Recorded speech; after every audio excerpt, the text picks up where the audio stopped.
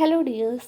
So in this video we are going to discuss about the first chapter, that is units and measurements.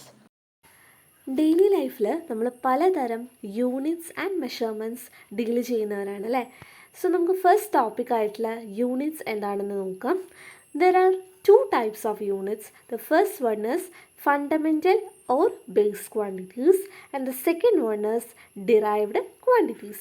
So first one, fundamental or base quantities എന്ന് പറഞ്ഞു കഴിഞ്ഞാൽ which cannot be derived from any other quantities. നമുക്ക് മറ്റൊരു ക്വാണ്ടിറ്റീസിൽ നിന്നും derive ചെയ്യാൻ കഴിയാത്ത ക്വാണ്ടിറ്റീസിനെ വിളിക്കുന്ന പേരാണ് fundamental or base quantities. So examples for that is gram, kilogram, centimetre, metre, second. Second one എന്താണ്? ഡിറൈവ്ഡ് ക്വാണ്ടിറ്റീസ് ആണ്. Derived quantities are which can be expressed as a combination of fundamental quantities.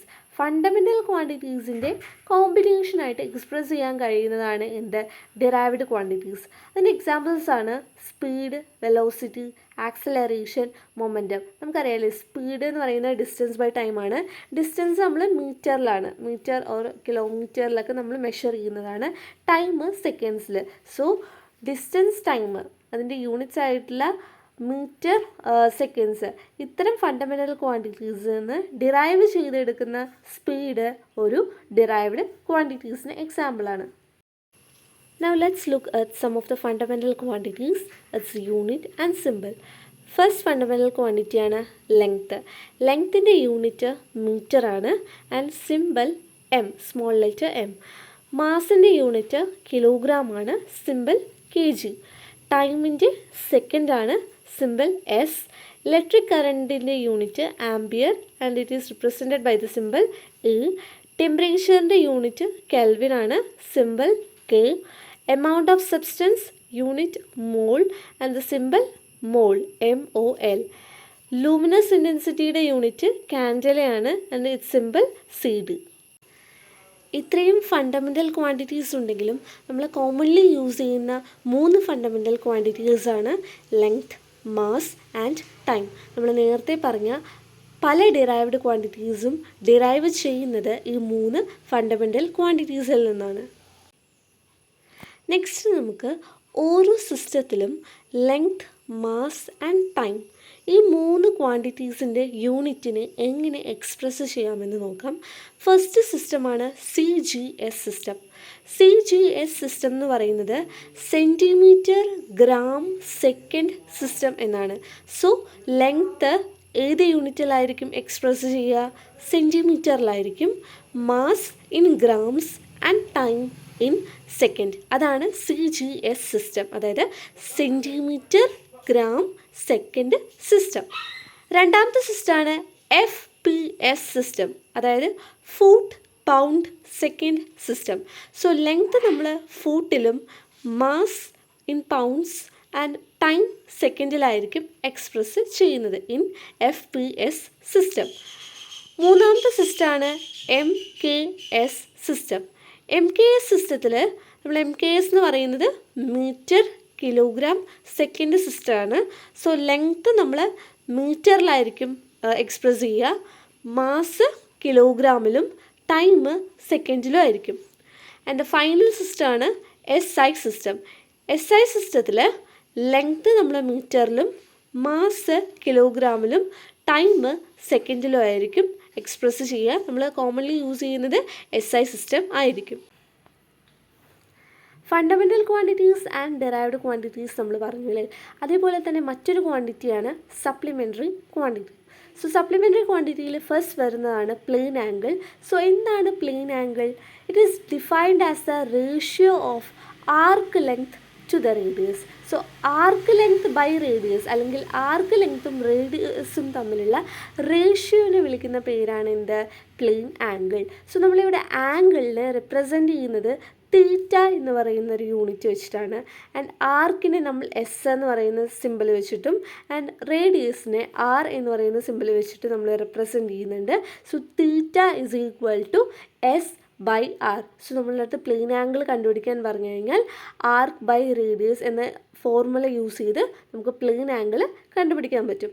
And its unit is radian. Radian.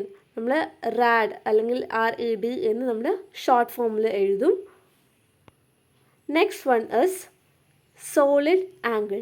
So solid angle എന്ന് പറയുന്നത് it is defined as the ratio of area of spherical surface to the square of its radius. Spherical സർഫസിൻ്റെ area by റേഡിയസിൻ്റെ square ആണ് എന്ത് solid ആംഗിളിൻ്റെ value. And its unit is steradian. നമ്മൾ SR എന്ന് പറഞ്ഞ് ഡിനോട്ട് ചെയ്യും.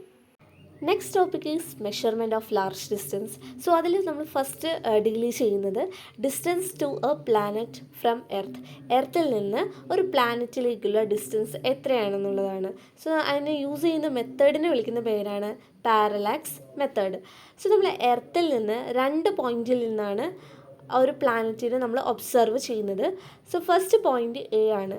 A എന്ന പോയിന്റിൽ നിന്ന് S പോയിന്റിലുള്ള ഒരു പ്ലാനറ്റിനെ നമ്മൾ ഒബ്സർവ് ചെയ്തു. അതേപോലെ തന്നെ Aൻ്റെ ഡയമെട്രിക്കലി ഓപ്പോസിറ്റുള്ള പോയിൻ്റാണ് B. ആൻഡ് B എന്ന പോയിന്റിൽ നിന്നും S പോയിന്റിലുള്ള പ്ലാനറ്റിനെ നമ്മൾ ഒബ്സർവ് ചെയ്തു. 2 പോയിന്റിൽ നിന്നും ഒബ്സർവ് ചെയ്തപ്പോൾ അത് ആ ഒരു പ്ലാനറ്റിലേക്കുള്ള ദൂരം D ആണെന്ന് കിട്ടി. അങ്ങനെയെങ്കിൽ ആ ഒരു ഡിസ്റ്റൻസ് നമുക്ക് എങ്ങനെ കണ്ടുപിടിക്കാം? സോ നമ്മൾ അതിനെ എന്ത് ചെയ്യുന്നു, ഒരു ട്രയാങ്കിൾ രീതിയിൽ നമ്മൾ കൺസിഡർ ചെയ്യുമ്പോൾ അവിടെ ഉണ്ടാകുന്ന angle is theta. If theta equal to B/D. എന്താണ് അപ്പോൾ B എന്ന് പറയുന്നത് distance between 2 points of observation is called basis. അതായത് നമ്മൾ A എന്ന പോയിൻറ്റും B എന്ന പോയിൻറ്റും തമ്മിലുള്ള ഡിസ്റ്റൻസിനെയാണ് നമ്മൾ എന്ത് പറയുന്നത്, ബേസിസ് എന്ന് പറയുന്നത്. And it is represented by the letter B. So theta is equal to B/D എങ്കിൽ ഡിസ്റ്റൻസ്, അതായത് എർത്തിൽ നിന്ന് ആ പ്ലാനറ്റിലേക്കുള്ള ഡിസ്റ്റൻസ് D എന്ന് പറയുന്നത് നമുക്ക് എങ്ങനെ കണ്ടുപിടിക്കാം, B/θ എന്ന ഫോർമുല യൂസ് ചെയ്ത് കണ്ടുപിടിക്കാം. നെക്സ്റ്റ് ടോപ്പിക്കാണ് ഡയമീറ്റർ ഓഫ് പ്ലാനറ്റ്. സോ നമ്മളിവിടെ പ്ലാനറ്റിൻ്റെ ഡയമീറ്റർ നമുക്ക് എങ്ങനെ കണ്ടുപിടിക്കാമെന്ന് നോക്കാം. ഡയമീറ്ററിന് നമ്മൾ സ്മോൾ ലെറ്റർ D വെച്ചിട്ടാണ് റെപ്രസെൻറ്റ് ചെയ്യുന്നത്. S എന്ന് പറഞ്ഞ പോയിൻ്റ് ഓഫ് ഒബ്സർവേഷനിൽ നിന്ന് പ്ലാനറ്റിൻ്റെ 2 പോയിൻറ്റ്സിലേക്ക്, അതായത് A എന്ന പോയിൻറ്റിലേക്കും B എന്ന പോയിൻറ്റിലേക്കും നമ്മൾ ഒബ്സർവ് ചെയ്തു.